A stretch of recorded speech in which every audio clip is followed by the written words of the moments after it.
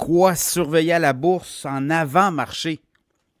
Mercredi 14 janvier 2026, on regarde les indicateurs ce matin. On est dans le rouge. Hier, on était dans le beau vert, rouge-vert, vert-rouge. Là, on n'était pas trop sûr. Puis ça a monté dans le vert. Puis après ça, ça a descendu dans le rouge. Et ce matin, on est dans le rouge.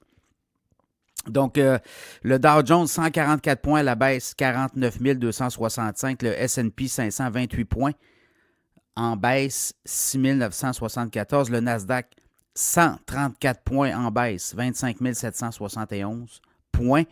Le pétrole monte de 77 cents, 71,92. Donc, depuis plusieurs séances, le pétrole remonte. Les marchés baissent. On a eu des hausses la semaine dernière dans les marchés boursiers aussi. Là, je regarde du côté de Bitcoin, 95 000. Très bonne poussée du Bitcoin. Et là, on est à l'orée, là. C'est toujours l'espèce de 95 000. Si on est capable de s'affranchir du 95 000, 98 000, 100 000, 102 000 seront les points de pression. Et là, si on franchit les 100 000, 102 000, là, je pense que le Bitcoin pourrait partir s'envoler. Mais il y a quand même beaucoup de résistance à 95 000 depuis, je vous dirais, la mi-novembre. Si vous allez voir les indicateurs, là. Donc, ça fait au moins 2 mois là, que le Bitcoin est en latéral. Tranquillement, on accumule. Est-ce qu'on va accumuler vers le haut, vers le bas? Ben là, c'est la question la prochaine question, comme on dit. L'Ethereum 3300 en baisse de 23 $, mais quand même, on est allé hier, chercher les 3500 quasiment. Ben, au cours des dernières heures, plutôt. Bon, l'or continue de monter, 45,80 $ de hausse, 4631 $. L'argent, 91 $, monte de 4,60 $. Du côté du Hang Seng, 151 points de hausse du côté de la bourse de Hong Kong. Le stock 600 en Europe monte aussi de 0,4 points, 610,83 $. Bon, beaucoup de données. Il y a des résultats financiers aussi qui tombent. Je regarde Citigroup. Bon, le titre monte de 1,76 $ en avant-marché. Très bon résultat financier.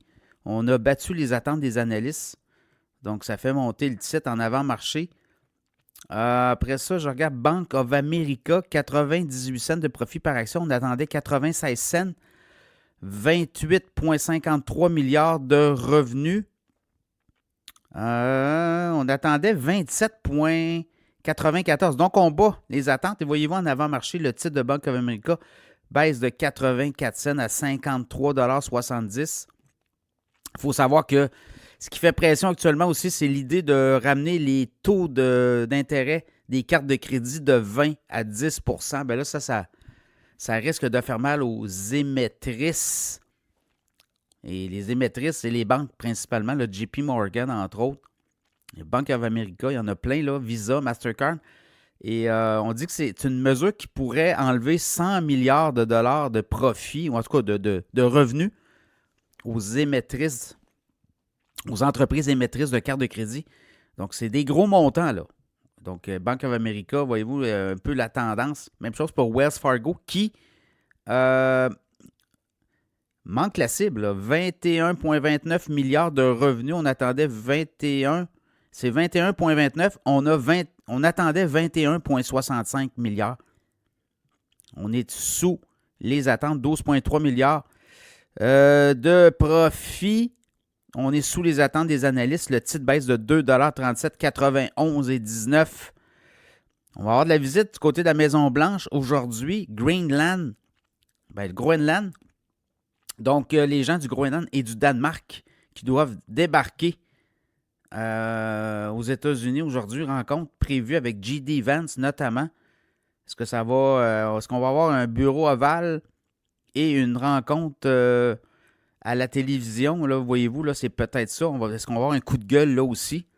C'est intéressant. Bon, il y a des analystes qui disent l'or, l'argent, ça va continuer de monter. Certains analystes voient l'or à 5 000 $ et l'argent, l'once d'argent à 100 $ au cours des prochains mois qu'on dit. Donc, on dit que c'est le facteur de ressources nationalisme. Les gens vont... ce qu'on voit, c'est que les pays vont commencer à limiter la vente à l'extérieur.